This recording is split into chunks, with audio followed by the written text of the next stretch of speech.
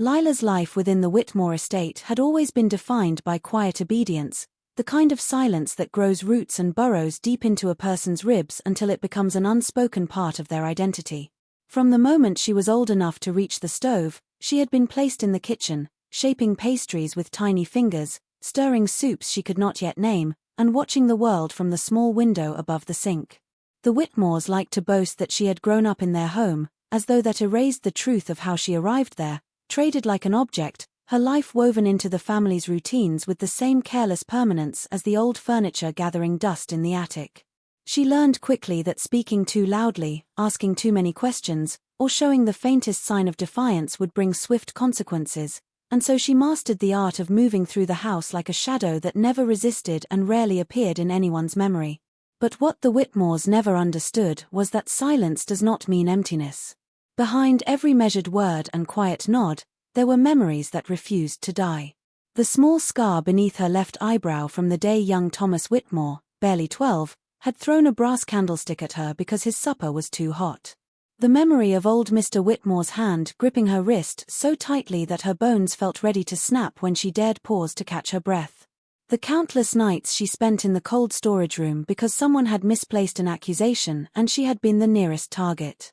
These moments stitched themselves into her mind, each one a reminder of the life forced upon her. And while the Whitmores laughed, drank, and built their holiday traditions, Lila collected those memories like seeds pressed into dark soil, waiting for the day they would bloom. Thanksgiving had always been the most unbearable of these traditions. The house filled with relatives who arrived swathed in wealth, arrogance, and perfume so thick it clung to the air long after they left. The guests praised the food without ever acknowledging the hands that prepared it, raising glasses in gratitude for blessings built on the backs of people like her. Lila was expected to be invisible yet tirelessly present, clearing plates, refilling drinks, smiling politely when someone made a remark about how they couldn't live without her cooking. Each year, she stood behind the table as the Whitmores devoured the meal, their laughter swelling until it seemed to crawl along the walls, trapping her in a space where she was both indispensable and utterly disregarded. But this year felt different from the moment she opened her eyes. There was a heaviness in the air, a muted anticipation settling in the rooms like dust disturbed from long-forgotten corners. Lila had risen before dawn, as she always did, preparing the ingredients with precise familiarity. Yet her hands did not move with the simple rhythm of routine. They carried purpose, a quiet urgency that pulsed beneath her skin. Each herb she chopped, each broth she simmered, each secret step she took was guided by something deeper than habit. For the first time, the kitchen did not feel like a prison, it felt like a chamber of reckoning. As she prepared the dishes, fragments of her past drifted through her mind like ghosts slipping between the cracks in the floorboards. She remembered her mother's voice, soft and steady, whispering warnings about the Whitmores, about people who smiled in daylight but dripped venom in the dark.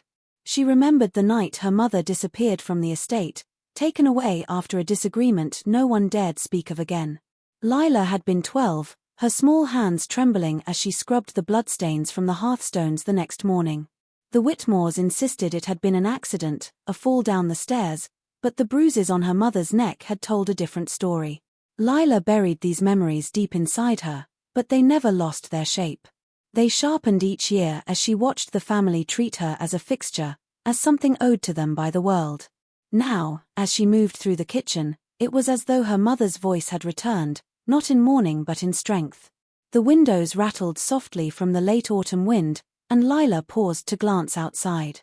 The sycamore trees stood tall and patient, their branches skeletal against the fading light. They looked like witnesses, silent but knowing. She drew in a slow breath, steadying herself as she reached for the final ingredient. The warmth of the stove washed over her, illuminating her face as she stirred the final pot, the thick gravy swirling with an aroma so rich it masked the bitterness hidden beneath its surface. Upstairs, the Whitmores' laughter erupted again, a harsh reminder of everything she had endured. That sound had haunted her for years, echoing through her sleepless nights. Today, it only strengthened her resolve. She listened to their footsteps, their clinking glasses, their careless jokes about people they believed beneath them. They did not know she was listening. They never noticed when she listened. They never noticed her at all unless she stood in the wrong place or breathed at the wrong time. But today, they would notice. Today, her silence would no longer serve them. Today, every memory she carried would rise with her as she placed the dishes on the table, her hands calm, her heart steady, her purpose finally unfolding in the home that had stolen so much from her. The Whitmore dining hall had always been a monument to excess, a room designed to showcase wealth in the most ostentatious way possible. The chandelier hanging overhead glittered with hundreds of crystal teardrops that scattered shards of light across the long mahogany table. Ornate candelabras flickered at each end, their flames stretching upward as though eager to escape whatever lingered beneath them. Portraits of generations of Whitmores gazed down from gilded frames, each face stern, self-assured, carved with the kind of pride born from a lifetime of being told the world existed for their benefit. Their painted eyes followed every movement below, but none had ever truly seen the woman who prepared their feasts year after year. And as Lila stepped into the hall carrying the final dish, she felt their gaze settle on her in a way it never had before, as though the walls themselves sensed the shift in the air. The family members were already seated, dressed in their finest dinner attire, oblivious to the undercurrent running beneath their holiday cheer. Old Mr. Whitmore sat at the head of the table, his spine rigid despite the softening of age. His presence commanded the room not through warmth, but through the weight of a lifetime spent issuing orders and expecting obedience. He had been the architect of the household's harshest rules, the keeper of its cruelties, and the source of the fear that had shaped Lila's life since childhood. Beside him sat his wife, prim and polished, with a smile as thin as paper and just as fragile. Across from them sat their grown children, each a reflection of their upbringing, self-important, dismissive, and wrapped in the certainty that their lineage set them above reproach. Servants were rarely acknowledged, but tonight, as Lila moved between their chairs, she sensed an unusual stillness settling over the room. It was as if her footsteps echoed louder than usual, as if each clink of silverware against porcelain carried more weight than the family realized. The aroma of the dishes drifted through the air, rich and inviting, coaxing the family into conversation about their travels, their investments, and the various minor inconveniences that filled their privileged lives. But beneath their chatter, beneath their laughter, something else pulsed. A quiet, almost electric tension that threaded itself through the space like a current waiting to spark. Lila began to serve the food, her hands steady despite the storm of emotions swirling beneath her calm exterior. Every movement she made had been practiced for decades, yet tonight each gesture felt like a ritual, each placement of a dish a deliberate act.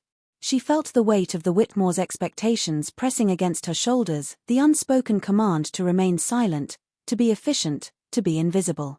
And yet she also felt something rising within her, something that had been dormant for too long. A simmering knowledge that the balance of power, once so absolute, was beginning to shift. As she ladled the gravy onto old Mr. Whitmore's plate, she saw him watch her with narrowed eyes, as though he sensed something was amiss but could not place it. His gaze lingered longer than usual, scraping over her like cold metal. He opened his mouth to speak, perhaps to criticize, perhaps to command, but the words were swallowed by the laughter of his eldest son, who launched into a story about a business deal he had completed earlier that week. The moment passed, but not without leaving a faint crack in the facade of control the family believed they possessed. Lila moved around the table, serving each member with the same precise care. Their conversations continued uninterrupted, spilling across the table in waves of arrogance and entitlement. They debated the best schools for their children, mocked the neighbors who struggled financially, and reminisced about the good old days when their authority was rarely questioned. Each comment chipped away at the patience Lila had cultivated all her life, reminding her of every insult endured, every order obeyed, every injustice swallowed because she had no other choice. But tonight, as she listened to them speak with such careless cruelty, she realized with startling clarity that she was no longer bound by that same helplessness. When all the dishes were served, Lila stepped back from the table, her presence as unobtrusive as a shadow. The Whitmores bowed their heads for a moment of gratitude, led by the patriarch whose voice wavered with age but not with humility. He thanked the ancestors, thanked tradition, thanked the blessings bestowed upon the family, and then, as always, thanked the woman behind him without ever speaking her name. It was a dismissal wrapped in politeness, a reminder that she was an extension of the meal, not a person in her own right. As the family began to eat, Lila watched them with an expression that revealed nothing. Their forks clinked against their plates, their eyes brightened with pleasure, their voices rose again in laughter. They savored every bite without sensing the shift in the atmosphere, without noticing the undertone that thickened the air like an unseen fog. The portraits on the walls seemed to lean forward, their painted witnesses observing the unfolding moment with eerie interest. Lila felt her heartbeat slow as she observed the scene. She had imagined this moment countless times, wondered if she would tremble or falter, wondered if guilt or fear would rise to the surface. But none of those things came. Instead, she felt a calmness settling over her, a clarity she had never experienced before. The room buzzed with warmth and merriment, but for Lila, it felt distant, muted, as though she stood on the threshold of something vast and irreversible. The Whitmores continued their celebration, blissfully unaware that the woman standing behind them had finally stepped out of their shadow, carrying with her a lifetime of memories that had shaped the choice she had made, the choice that now sat before them on their plates, disguised beneath the familiar comfort of a Thanksgiving feast. As the Whitmores settled into the rhythm of their feast, the room took on an almost ceremonial stillness, broken only by the scrape of utensils and the muffled hum of conversation. Lila remained near the wall, half draped in shadow, her hands folded neatly in front of her apron. She looked like she always did, small, quiet, deferential, but something in her posture had shifted. Her shoulders no longer curled inward. Her gaze no longer stayed fixed on the floor. Instead, her eyes moved across each of the 8 faces at the table, studying them with a patience sharpened by years of silence. She knew their habits, their tempers, their vulnerabilities.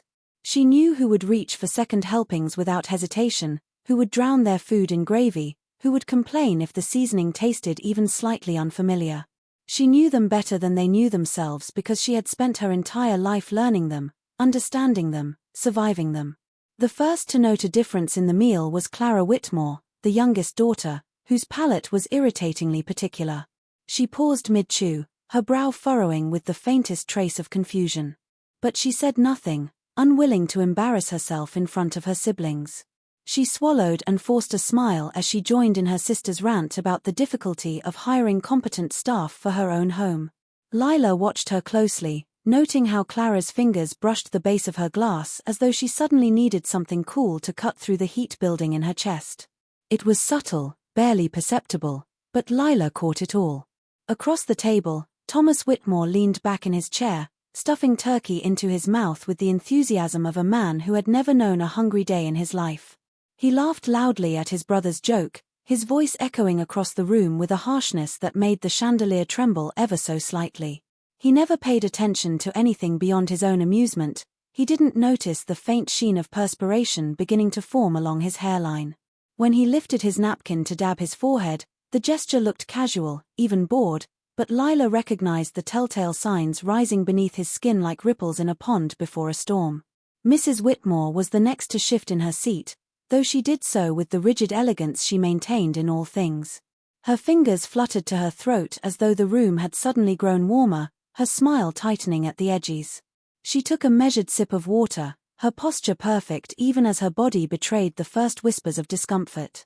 Her eyes drifted toward Lila with mild irritation, the kind reserved for minor inconveniences she intended to complain about later. She would say the seasoning felt off, or that the kitchen had grown too warm, or that Lila needed to pay more attention. The older woman's gaze lingered a second too long, as though searching for the cause of her unease, but she found nothing in the servant's still, unreadable face. Lila felt something cold and electric glide through her as she watched them. Not triumph. Not excitement. Something far more complex, woven from decades of memories, from scars both seen and unseen. She had feared this moment for so many years, imagined the weight of it, wondered if guilt would rise like a tide and drown her resolve. Yet the emotion that settled inside her now was quiet and surprisingly steady. It was the calm that comes when a long-buried truth finally surfaces, when the world tilts and reveals the balance that had always been waiting beneath the surface. The patriarch, old Mr. Whitmore, continued to eat without noticing anything at all. His face was flushed from wine, his breathing heavy from the meal he consumed with the entitlement of a man who believed every bite had been prepared in his honor. He reached for the bowl of gravy a second time, scooping an unrestrained portion onto his plate. His hand shook slightly as he poured, but whether from age or something beginning its slow crawl inside him, no one could yet tell. He muttered something under his breath about the turkey being dry, though he continued to eat it, grumbling as though the world itself offended him. Lila watched him with the same stillness she had held since she entered the room, but beneath that stillness was a gathering shadow, shaped by years of memories she had been forced to bury. As the family continued to eat, small changes began to ripple across the table. A cousin cleared his throat repeatedly, annoyed by a scratchiness he couldn't identify. Another reached for a napkin to blot the sweat beginning to pool at his temples. Their voices grew slightly strained, their gestures slightly slower. It wasn't dramatic, it wasn't sudden. It was creeping, subtle, unfolding like a whispered secret slipping into the air between them. And through it all, the candles flickered with a peculiar intensity, as though stirred by a draught too faint for anyone to feel. Lila took a single step back, her breath settling into a rhythm that matched the low rumble of the distant thunder outside. She could feel the tension rising in the room like heat from the stovetop, a pressure building beneath the surface of their laughter and conversation. The family noticed it too, though none understood its source. Their voices faltered for brief moments, conversations drifting into strange pauses, confusion clouding their eyes before they forced themselves back into their usual rhythms. They were trying to maintain the illusion of normalcy, of control, but the cracks were forming, spreading, widening. Lila observed every shift, every gesture, every flicker of discomfort, and with each one she felt the invisible chains around her loosen, strand by strand, memory by memory, as the night began its slow, inevitable turn away from everything the Whitmores believed they commanded and everything she had carried in silence for far too long. The shift in the room was no longer subtle. What had begun as a faint, almost imperceptible discomfort was now threading itself into the family's bodies with a steady, insistent grip. Clara's breathing grew shallow, her hand pressing lightly against her sternum as though trying to soothe a rising tightness beneath her ribs. Thomas, ever oblivious, continued chewing until a sudden wave of nausea blurred his vision, forcing him to blink rapidly as he reached for his glass. Mrs. Whitmore's composure cracked in the smallest, most delicate ways. Her fingers trembled when she lifted her fork, her voice strained when she attempted to resume conversation, her smile fading into a thin line of unease. Yet none of them dared speak their fear aloud. They were Whitmores, after all. In their world, sickness was an inconvenience, never a threat, and certainly not something that could reach them at their own table. But Lila had always known that danger did not knock before entering. It seeped under doors, settled into corners, and lingered in shadows. And tonight, it had no need to wait outside. Samuel Whitmore, the eldest son, was the first to break the fragile fabric of their composure.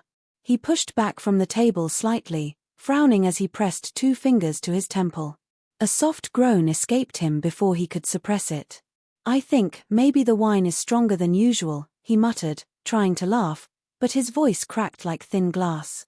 His wife leaned toward him with a concerned whisper, but she too was beginning to pale, her hand gripping the edge of the table to steady herself.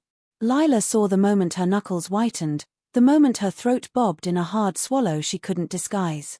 The patriarch finally lifted his gaze from his plate and scanned the table with irritation. "Is something the matter?" he demanded, though his own voice carried an unfamiliar strain. His eyes narrowed. His fork hovered inches above his turkey, suspended midair by a hand that had begun to tremble. He tried to disguise it by shifting in his chair, but the movement revealed a stiffness settling into his limbs. Even then, pride held him upright. He would not show weakness in front of his family, nor in front of Lila. But the body has its own truth, and it was beginning to speak loudly. Beads of sweat broke along Thomas's brow, trickling down his temples as he let out a strained laugh. "Must be the heat," he said, though the room was far from warm. A draught slithered through the hall, flickering the candle flames in a slow, eerie dance. The portraits on the walls seemed to lean closer, their painted expressions darkening with a seriousness that felt almost sentient. The room, once filled with noise and arrogance, now hummed with an uneasy silence punctuated only by the unsteady breaths of the guests. Still, no one addressed Lila. No one asked if she noticed anything strange. No one looked toward the kitchen where she had toiled for hours. They only looked at each other, trying to measure their discomfort against their pride, refusing to be the first to admit that something felt wrong. Lila stood perfectly still, her presence blending into the dimness at the edge of the room. But her eyes were alive with a calm that belied the chaos brewing at the table. She watched the family members shift and stir, each movement more strained than the last.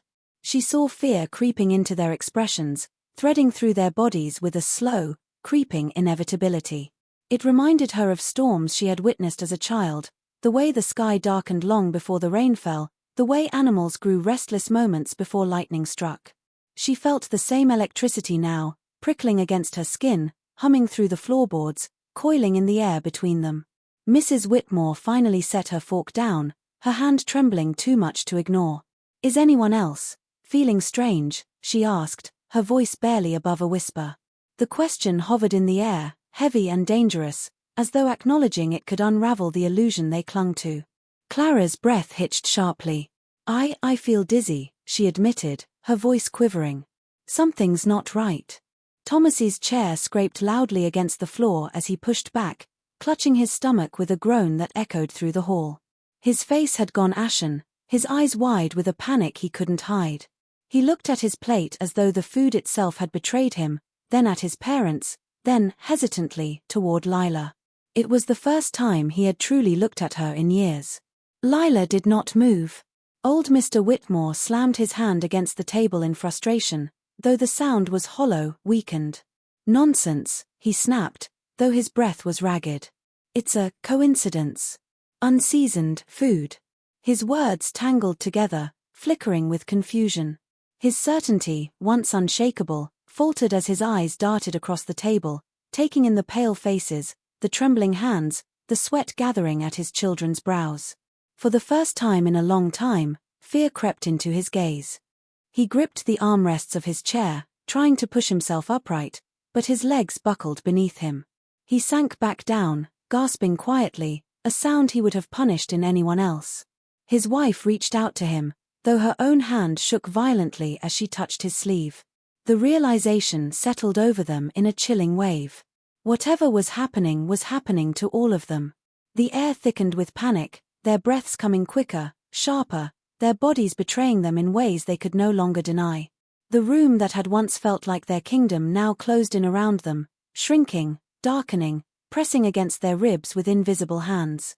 And as the family tried to steady themselves, confusion and terror mixing like poison in their veins, Lila remained in the shadows, silent, still, watching the truth take hold as the night deepened around them.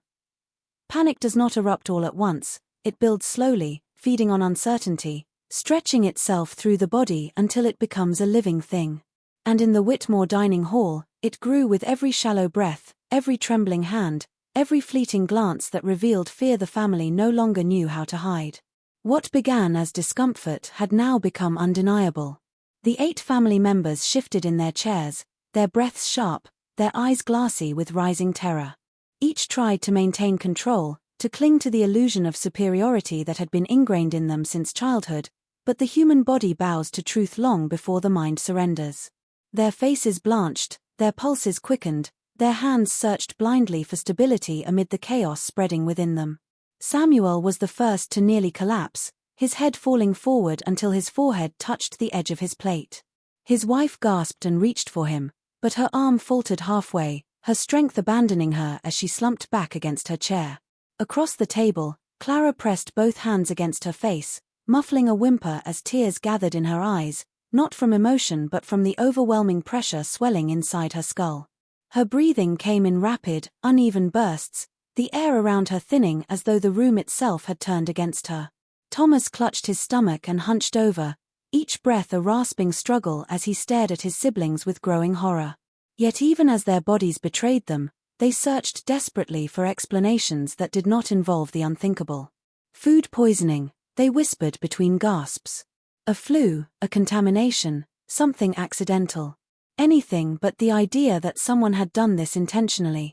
Anything but the possibility, no, impossibility, that the woman who had served them for decades, who had never raised her voice or dared speak against them, might be standing only a few feet away with a calmness that no ordinary servant should possess at a moment like this.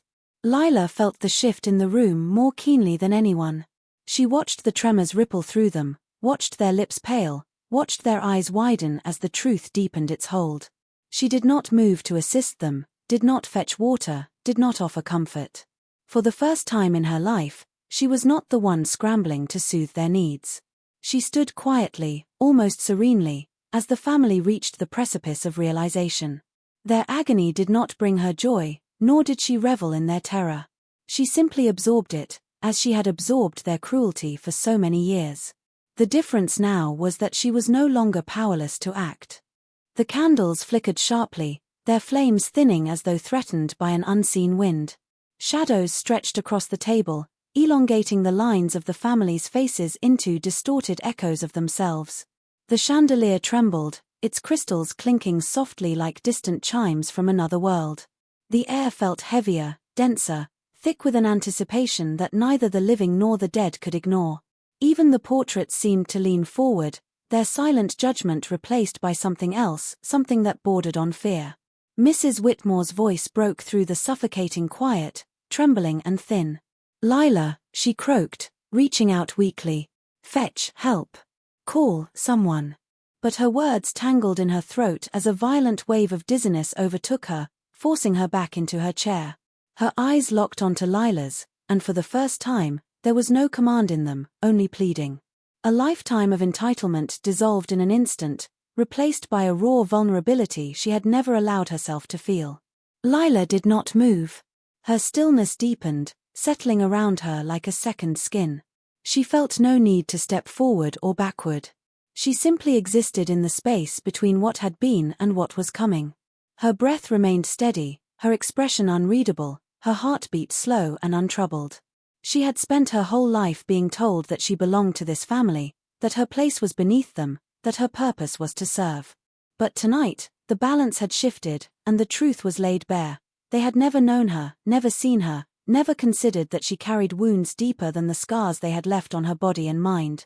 Old Mr. Whitmore clung to the table, his fingers digging into the polished wood as he tried to pull himself upright. His chest tightened with each breath, his vision swam, and his once commanding voice cracked under the weight of his own failing strength. He stared at Lila with eyes that struggled to maintain their authority, eyes that tried to summon the last remnants of a power he no longer possessed. "You help," he managed, though the word more resembled a plea than an order. Lila's gaze met his without hesitation. Her eyes were calm, steady, endless. And for the first time in his life, he saw her not as a servant or property or background fixture, but as a force standing outside his control. Something ancient, something wounded, something resolute. He opened his mouth again, but no sound came. His breath shuddered, and the pain spreading through his chest silenced him completely. The family members exchanged desperate glances, each one realizing that whatever was happening had crossed beyond the realm of coincidence. Their breaths came in ragged gasps, their bodies buckling under invisible weight, and in the center of their unraveling world stood the one person who did not tremble, who did not gasp, who did not break. And as they looked at Lila with growing dread, the truth dawned with chilling clarity, slowly, painfully, inevitably settling over them like a final, inescapable shadow that reached across the table and stole the last remnants of their certainty.